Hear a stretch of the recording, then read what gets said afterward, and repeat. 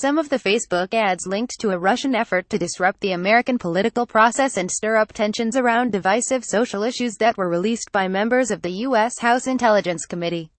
John Ellswick. On November 1, Congress released some of the thousands of Russian-funded social media ads aimed at manipulating the 2016 U.S. election and dividing Americans. As a result, there's been a great deal of concern and discussion about how and whether American politics is vulnerable to such foreign influence. But these debates overlook an important question: are these ads effective? Luckily, for decades, scholars have researched the effects of media, persuasion and political communication. 3 important findings are particularly helpful when considering the effects of such foreign interference and potential reams. 1. We are not passive dupes. Within 4 days of the 1941 attacks on Pearl Harbor, Hollywood director Frank Capra joined the U.S. Army, where he was commissioned to create a film series titled Why We Fight, to inform and sell the war to USSOLRS. Capra called this a counterattack to Leni Riefenstahl's 1935 Triumph of the Will, which was considered a powerful example of how the Nazis used propaganda to rally the masses and consolidate power. The period between the world wars was a golden age for propaganda. Both the public and academia believed that powerful messages could turn the masses into an unthinking herd. Orson Welles' 1938 War of the Worlds radio drama depicting a Martian invasion, which allegedly created mass panic when many listeners believed it to be real, was often cited at the time as evidence. Theories from the time, such as the hypodermic needle model, assumed that messages could be injected into minds, leading to uniform change in opinion and behavior. After the war, however, psychologist Carl Hovland and other researchers challenged such claims. Their research found that propaganda wasn't uniformly effective. How individuals received such messages varied with their personal characteristics and predispositions. In general, research found that people resist information that clashes with their core existing beliefs.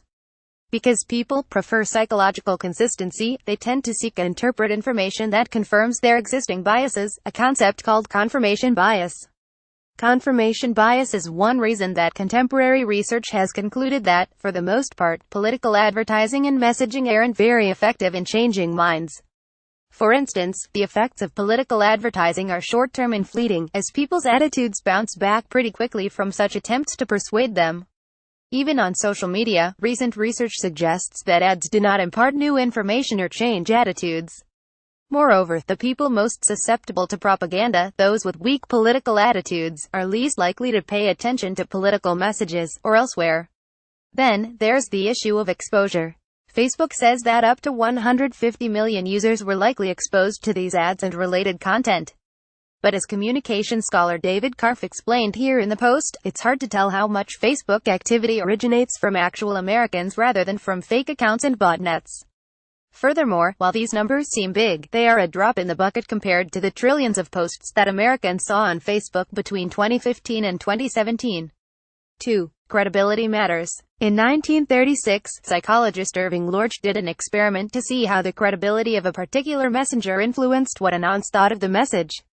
He asked one set of American students whether they agreed or disagreed with the statement, "A little rebellion, now and then, is a good thing." When the statement was attributed to Thomas Jefferson, most agreed. When it was attributed to Vladimir Lenin, most disagreed. How you feel about the source, in other words, affects what you feel about the message. Decades of research have upheld similar findings. For example, sociologists Elihu Katz and Paul Lazarsfeld argued that the news media do influence public beliefs, but indirectly, in a two-step process. First, the media inform opinion leaders. Those leaders then interpret the information to the various groups who hold them in high regard.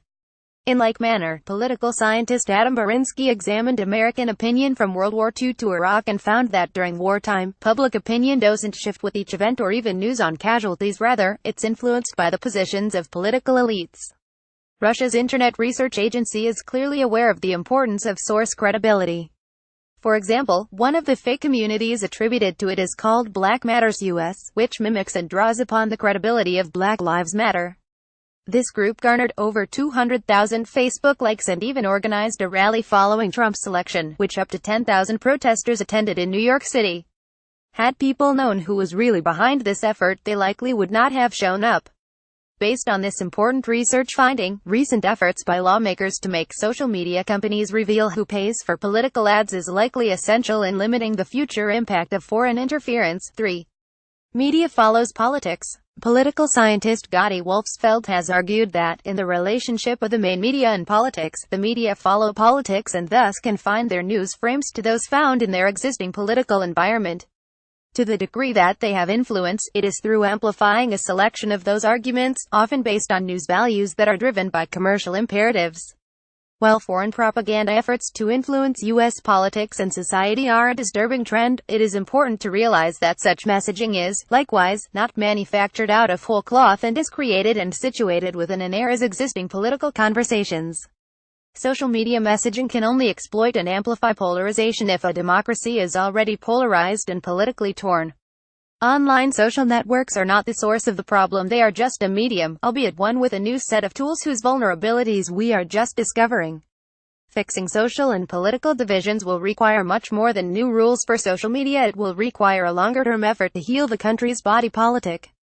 Babak Bahadur is a research professor at the School of Media and Public Affairs SMPA at George Washington University and a senior lecturer at the University of Canterbury in New Zealand.